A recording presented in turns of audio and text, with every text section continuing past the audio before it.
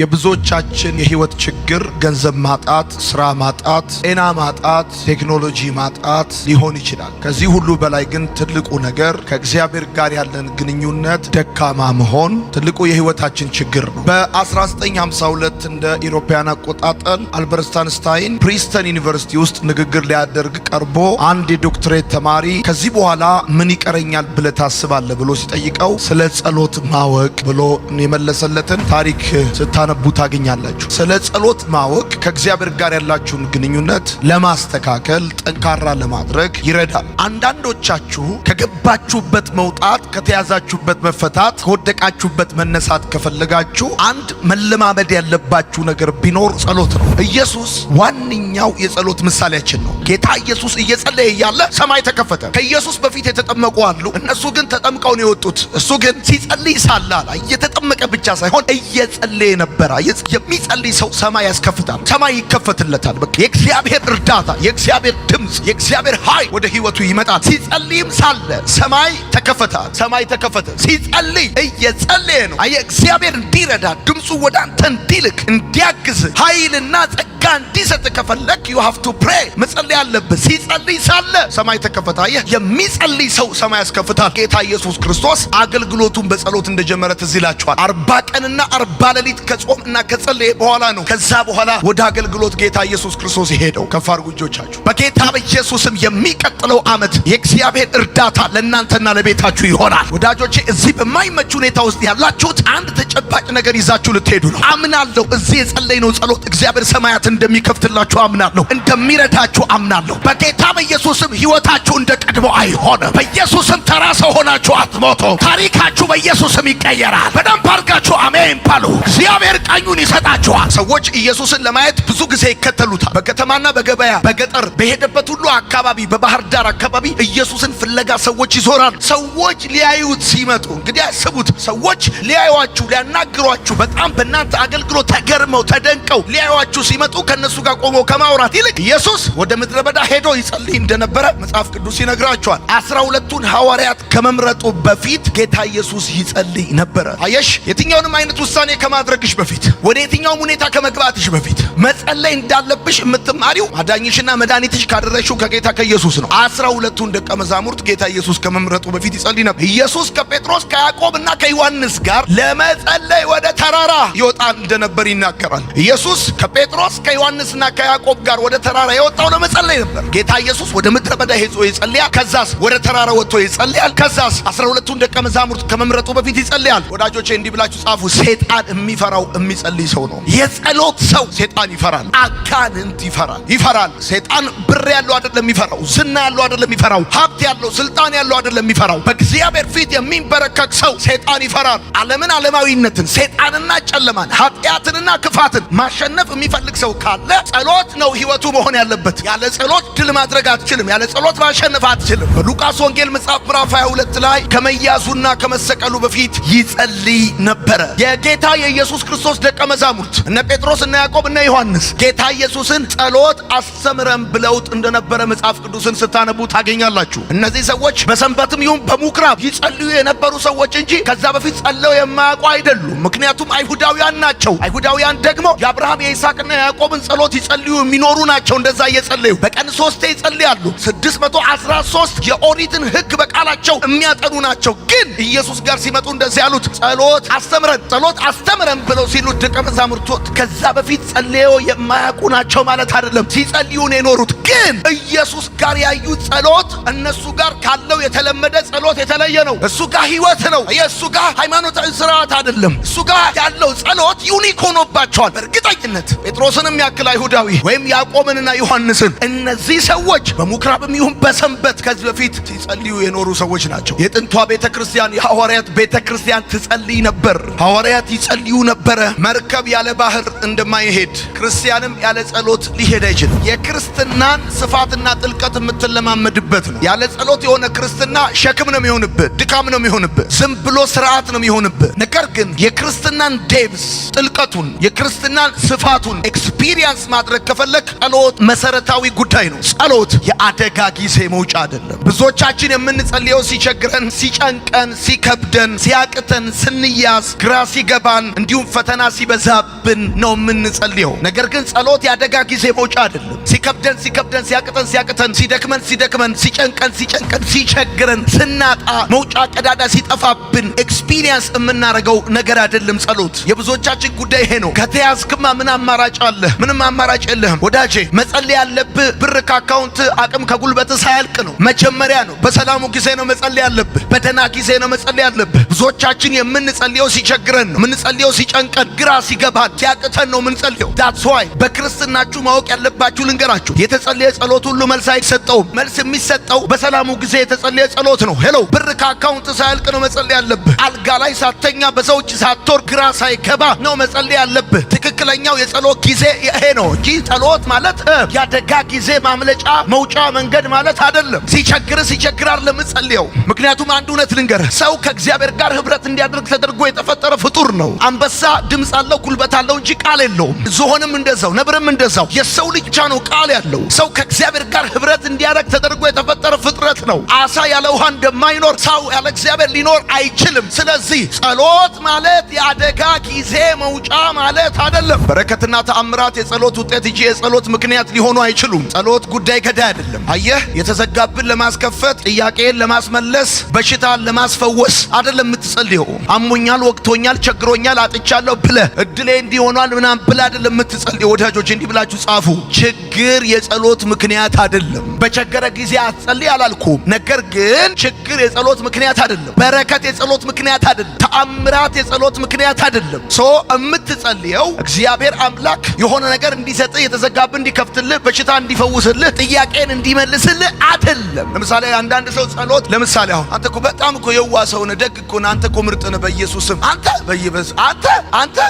ነው የሚመስልህ ሰው የለም። 50 ብር አበድረኝ። ልክ እንደዚህ ይመስለኛል አንዳንድ ሰው ጸሎት። አንተ ጻድቅ፣ አንተ ታላቅ እግዚአብሔር አባ መላቸር ጌታ ሆይ ኮንዶሚኒየም ቤት የሆነ ነገር ሊቀበል ማስማማት አይደለም ጸሎት፣ ማገባባት አይደለም። ጸሎት ትኩረት ማግኛ አይደለም። እግዚአብሔር በልዩ ሁኔታ ከቀበሌ ገበሬ ማህበሩ ለይቶ አንተን እንዲያይ፣ ከአካባቢው፣ ከሀገሩ፣ ከከተማው፣ ይሄ ምቀኛ፣ ሸረኛ፣ መተተኛ፣ ሟርተኛ ጠቅላላ ሰላቢ ሁላ፣ እኔ ግን ጌታ ሆይ ልጅህ ብለህ ትኩረት የምታገኝበት አይደለም ጸሎት። እግዚአብሔር በቃ አንተ ከሁላችንም ለይቶ እሷ እኮ እንዲልሽ አይደለም ጸልዩ። ጸሎት የእግዚአብሔር የልቡን ሐሳብ ማግኛ እንጂ ትኩረት ማግኛ አይደለም። እና አንዳንድ ሰዎች እግዚአብሔር በልዩ ሁኔታ እንዲያያቸው ብለው ይጮሃሉ፣ ያለቅሳሉ፣ እንከባለላሉ፣ ብዙ ነገር ይላሉ። እንዲህ ማረጋለሁ፣ አስራትም አስገባለሁ፣ ዕጣንም ጧፍ ያንጥላ ምናምን ማረጋለሁ፣ ብቻ አንተ እኔ ነኝ። ብሉይ ኪዳን ላይ ስትመለከት እንደዚህ ይላል፣ ጾምን፣ ነገር ግን አንተ አልተመለከትከንም፣ ስለምን አላየህንም? ጸለይ፣ አንተ ግን ወደኛ አላየህም። እግዚአብሔር ደግሞ እንደዚህ እኔ የምፈልገው ጾም እንደዚህ ነው ያል፣ እኔ የምፈልገው ጸሎት እንደዚህ ነው ያል። አየህ፣ እነሱ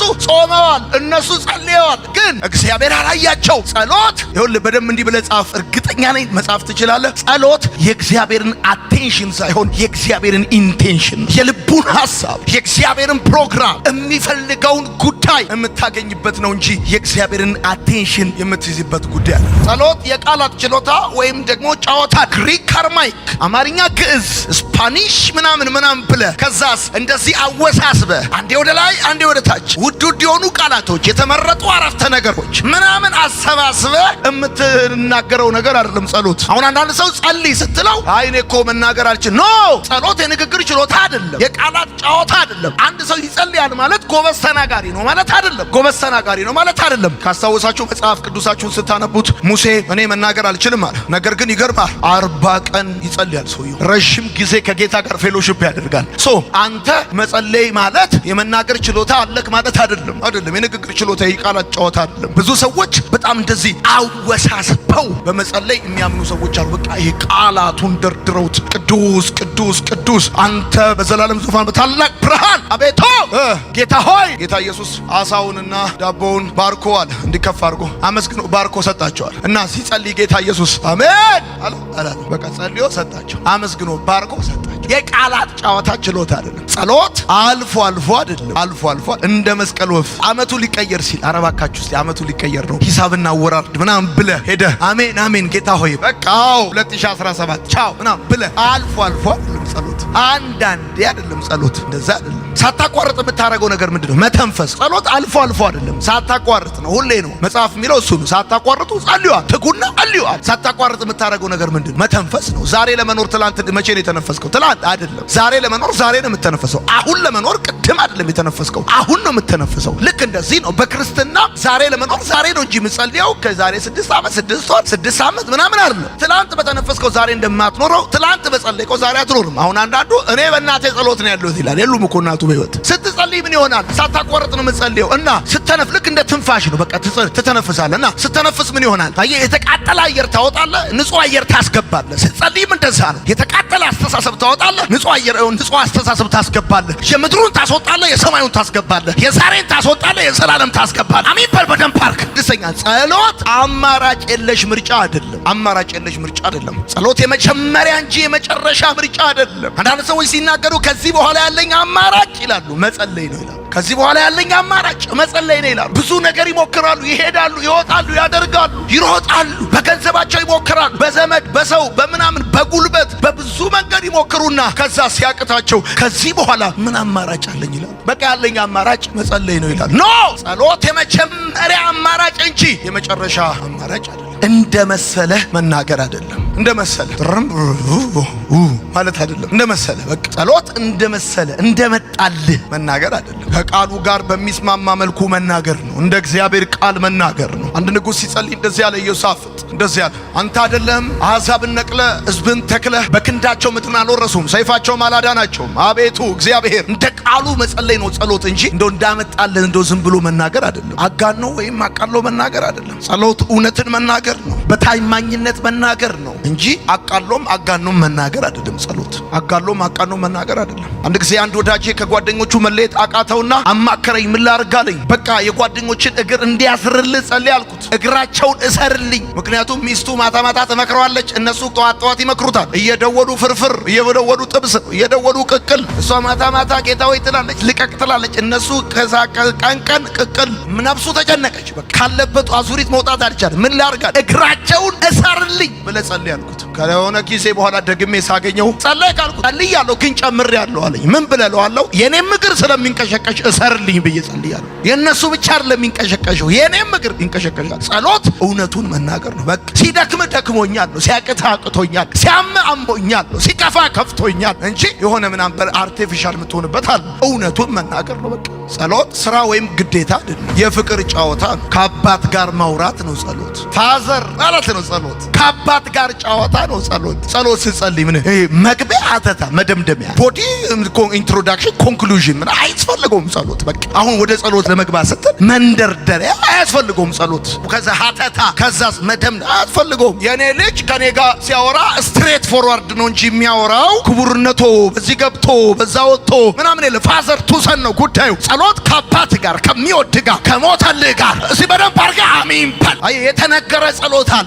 አሁን ግን ምነግርህ ሌላ ጸሎት ነው። አሁን ምነግርህ ህይወት ያለበት ጸሎት ነው። ልጄ ከኔ ጋር ሲያወራ መግቢያ የለውም። የቱ ጋር እንዳቆምክ አይታወቅም። እንዴት እንደምትቀጥል አይታወቅም። አባትና አይላይንት ደግሞ ልንገርህ አንድ እውነት እነግርሃለሁ። ለምሳሌ ልጅ ሆኖ ሲያወራ እንደዚህ ስጋ ማለት አይችልም። ጉዙ ነው የሚለው ስጋ ለማለት። እኔ አባቱ አስተካክዬ እሰማዋለሁ። አንተ በምንም ቋንቋ ጸልይ አስተካክሎ ይሰማል። ሰው አንሻፎ ይሰማል። አባት ግን አቃንቶ ይሰማል። እንደዚህ ሊል ፈልጎ ነው፣ እንደዛ ሊል ፈልጎ ነው። ይገባዋል። ቋንቋው ገብቷል። ኤኒታይም ይሰማል ወይ? ኤኒታይም ኤኒዌር ካን ፕሬይ የስ ነው የሚል በቃ የስ ይልሃል ጌታ። ብራዘር አስራት ሰጥተሃል፣ መባ ሰጥተሃል፣ አልሰጠህም ምና ሂሳብ አይሰራም። ብራዘር ትዝ ይልሃል ወይ? ያ የተሰቀለው ሌባ፣ ያ የተሰቀለው ወንበዴ የቱ ጋር እንደጸለየ እንኳን አይደለም መሬት ላይ መስቀል ላይ ሆነ ጌታ ሆይ አስበኝ ስትለው ዛሬ ይላል ከኔ ጋር ይላል በገነት ዓለም ተስማ ተስማምቶ የሰቀለ ወንበዴ ብትሆን አንተ ግን ጌታ ሆይ ካልከው የዛን ጊዜ ልጄ ሆይ ይልሃል፣ ይወዳል። እኔ ካንተ የተሻለ አልሰማም። ይገርምሃል፣ የኔ የጸሎት የመሰማት ደረጃ ካንተ የመሰማት ደረጃ አይበልጥም አያንስም። ይገርምሃል፣ በልዩ ሁኔታ የሚሰሙ ሰዎች የሉም፣ አጥብቀው የሚጸልዩ ሰዎች እንጂ፣ በደንብ የሚጸልዩ ሰዎች እንጂ። ፓስተሩም የጳጳሱም የዶክተሩም የተራውም ሰው የመሰማት ደረጃ እኩል ነው። እሱም ኢየሱስ ይባላል። በቃ ኢየሱስም ሲጸልይ ሳለ እየተጠመቀ ሰማይ ተከፈታል። አንተ እንደዚህ ብለህ ይሄን በርከክ ብለህ አባ ስትለው ጸጥ አይልም። ይገርምሃል፣ ኔትወርክ ቢዚ አይል፣ አሁን እንግዳ አለብኝ አይል፣ ከትልልቅ ሰው ጋር ነኝ አይል። አንዳንድ ሰው እኮ እንደዛ ነው ታውቃለህ። ከባለ ስልጣን በኋላ ተመልሰና አይልህም። ማንም ሆን በጸለይክ ጊዜ ይሰማል። በቃ ልጄ ሆይ ይላል። ሄሎ ሰው ክፉ ሆኖ ሳለ ለወለደው ልጁ እንደዛ ዝቅ ይላል። አንተ ብቻ አባበል አባቴ ብለህ ስትጸልይ የስ የሌለን እንዳለ አድርጎ በሚጠራ ለሙታን ሕይወትን በሚሰጥ ባመነበት በአምላክ ፊት አብርሃም የብዙዎች አባት ሆነ ተብሎ እንደተጻፈ ትጸልያለህ። እግዚአብሔር የሰማይ መስኮት ይከፍታል። ጸሎት በጉልበት መንበርከክ ብቻ አይደለም፣ በልብ መንበርከክ እንጂ። እኛ ለምንድን ነው የምንጨፍነው? ቆንጤዎች የምንጨፍነው ምንም ሌላ የሚበተንም ዱቄት ምንም ነገር ስላለ አይደለም። ሲፎግሩ ነው እንደዛ ቢሉ። እኛ የምንጨፍነው አቴንሽን ለመሰብሰብ ነው። ሸቃባ መንፈስ እንዳይረብሸን ነው። በቃ አንድ ልጅ ነበር በጣም እየተንቀሸቀሸ እናትየው አስቸገራት በጣም ብድግ አረቀችና ቆጭ አረቀችው ወንበር ቆጭ። ትንሽ ቆየና እመያለ ምንድነው ስትለው በልቤ ግን ቆም ያለው እሺ አላት። አንዳንዱ ልጅ አሁን እዚህ የለም እኮ በልቡ ቆሟል፣ ቀጥ ብሎ ሄዷል። እቤት ነው ያለው፣ በእግሩ ነው ቁጭ ያለው፣ እንደዚህ ነው ቁጭ ያለው እንጂ በልቡ ሄዷል። በልቤ ግን አለ ሄጃለሁ፣ እሺ በልቤ ቆም ያለው እሺ አላት። ይሄ ጸሎት በጉልበት መንበርከክ አይደለም፣ በልብ መንበርከክ ነው። ጸሎት አይንን መጨፈን ብቻ ሳይሆን ልብን መክፈት ነው። ጸሎት ሸምድዶ መናገር አይደለም። ጸሎት ጭቅጭቅ አይደለም። እግዚአብሔር እንደወደደው ያደርግልሃል እንጂ አንተ እንደፈለከው አያደርግልህም። ጭቅጭቅ አይደለም። አንተ ካለህ አትበለው፣ እንኳን እሱ አንተም አለ። አንዳንድ ሰው አለ በእውነት ወይ ውረድ ወይ ፍረድ፣ እግዚአብሔር ሆይ ጭቅጭቅ ከእግዚአብሔር ጋር ተነቀነቅ በቃ የሆነ የመንግስት ግልበጣ ለማድረግ ሩብ ጉዳይ። ያንዳንድ ሰው ጸሎት አይደለም፣ ጭቅጭቅ ነው። ልጅነት ይራብ እንደው ጸሎት ቢሆንም ባይሆንም አይደለም፣ ይሆናል 100% I am sure። ጸሎት ከእግዚአብሔር ጋር የመነጋገር እድል ነው። ጸሎት ንግግር ከሆነ ዋን ዌይ አይደለም፣ ቱ ዌይ ነው። ጸሎት ቱ ዌይ ነው እንጂ ዋን ዌይ አይደለም። እኔም ማወራለሁ እሱም ያወራል ማለት። አሁን ንግግር ከሆነ እኔም ማወራለሁ እሱም ያወራል። ጸሎት ዋን ዌይ አይደለም፣ ቱ ዌይ ነው። ከሚስት ጋር በአንድ ቤት እየኖርክ አንነጋገርም ካልክ ጥሩ ህይወት ውስጥ እንዳልሆንክ ማሳያ ነው። ካልተነጋገራችሁ ጥሩ ህይወት ውስጥ እንዳልሆንክ ማሳያ ነው። ክርስቲያን ነኝ ግን ከእግዚአብሔር ጋር አንነጋገርም ትላለህ። ጸሎት እምነት ነው። አትጸልይ ማለት አታምንም ማለት ነው። ደግሞ ይገርማል፣ ለማትችለው ነገር ብቻ ሳይሆን ለምትችለውም ነገር ነው ጸሎት። ጻፉ። ጸሎት ሶስተኛ በእግዚአብሔር ፊት መራቆት ነው። ጸሎት ልክ ለሐኪማችን ራሳችንን እንደምናራቁተው ራሳችን እንደምናሳየው አሟችሁ ሐኪም ቤት ስትሄዱ ሐኪሙ ተኛ ይላል። ተኛ ከዛስ አውልቅ ይላል። አውልቅ ይልሻል። አያሽ መፍትሄ ይሰጠኛል ብለሽ ስለምታምኚ ራስሽን ለሐኪሙ ታራቁቻለሽ። አረ እኔ ስፓርታከስ የካፓው ሻምፒዮን ማን አባቱ ነው ሱሬን የሚያስፈታኝ ትላለህ አትልም። ውጋይ ነው የምትል። ውጋይ ሐኪም እኮ አይታዘብም። ታውቃለህ እንዲያሞኝ ስትለው አይታዘብህም። እንዴ አንተንም ያክል ሰው እንዴት አሞኛል ይላል። እኔን ካንተ አልጠብቅም። በጣም የሚያሳዝን ነገር ነው በእውነት። እንዲህ አይነት ነገር ካንተ አይጠበቅም አይልህም ሐኪም። እሱ ብቻ አይደለም ሐኪም እንዲያረገኛል ብለኸው ህመምህን ነግረው ስታበቃ ለሰው አወራብህም። እሱ እኮ አይልህም እንዲያመዋል ደቢተ ያስተፋ አይልህም። አንደኛ አለብኝ ብለህ የምትለውን ችግር አያዳንቀውም፣ አያጋንነውም። ሲቀጥል አይታዘብም። ሲቀጥል ለሰው አወራብህም። ልብስህን ያስወለቀ ሐኪም እንደዚህ ካደረገ ልብሱን ያወለቀልህ ሐኪም ከእንዴት ከዚህ ይልቅ ይሄኛው ሐኪም እኮ ልብስህን እኮ ነው ያስወለቀ። ያኛው ሐኪም ግን እኮ ልብሱን ያወለቀልህ የሞተልህ ሐኪም እኮ ነው። የነብስ ሐኪም እኮ ነው። አንተ ትበርከክትልና ፋዘር ትለዋል። ልብ ተሰብሯል፣ ተጎድተሃል፣ ብዙ ሐዘን አለብህ፣ ሸክም አለብህ።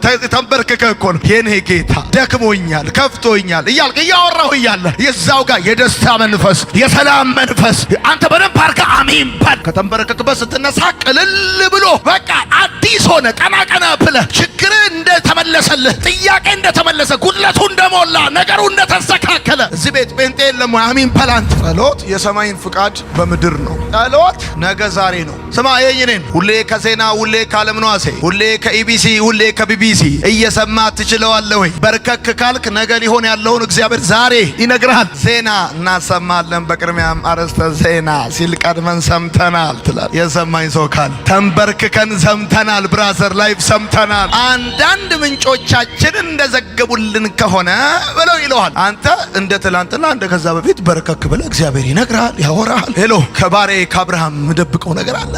ጸሎት በእግዚአብሔር ላይ ሙሉ በሙሉ መደገፍ ነው። ትጸልያለህ ማለት አሁን ወንበር ላይ የተቀመጥከው 50% ነው። ወንበር ላይ የተቀመጥከው እንዴ 75 ነው። 99% ነው የተቀመጥከው። ጸሎት ማለት 100% በእግዚአብሔር ላይ መደገፍ ማለት ነው። ጸሎት ጊዜ መስጠት ነው። የጸሎት ዋና ነገሩ ንግግሩ አይደለም፣ ታይም ነው። እግዚአብሔርማ ሳትጸልይ ምን እንደሚያስፈልግ ያውቃል። ለእግዚአብሔር ጊዜ መስጠት ነው ጸሎት። ጸሎት መሳሪያ ነው። በዚህ በኩል ተኩሰ በዛ በኩል የሚመታ መሳሪያ ነው። ጸሎት ለሁሉም ሰው ክፍት ነው። ለምሳሌ ሐና ጸልያለች። ቀራጩ ሰው ጸልይዋል። እየሞተ የነበረው ሌባ መስቀል ላይ ጸልይዋል እኮ። አንተ መሬት ላይ አልጸልይም ትላለህ፣ ሰው መስቀል ላይ ጸልያል። የጸሎት እንቅፋቶች የምትለምነውን አለማወቅ። አንዳንድ ሰው ሳያቅ የሚለምነው ሞቱን ነው፣ ጥፋቱን ነው የሚለምነው፣ የምትለምነውን አለማወቅ። የጸሎት እንቅፋት ሁለተኛ ያልተናዘዝከው ኃጢአት፣ በልብ ውስጥ ያለ ጣዖት፣ እምነት ማጣት፣ ቂም መያዝ። ይሄ የጸሎት እንቅፋት ነው። ቂም መያዝ፣ ጊዜ ማጣት። በጣም ቢዚ ናቸውና አቤሜሌክ የቤተሰብ አባልን መበደል። ራሱ ሰይጣን ቤት ውስጥ እንዳትጸልዩ ሲፈልግ ምን ያደርጋል? አንዳችሁ ከሌላችሁ ጋር ያጋጫቸዋል። በቃ ተናደ ተጠቅልለህ ትተኛለህ። በቃ ይቆም። ሰይጣን ደስ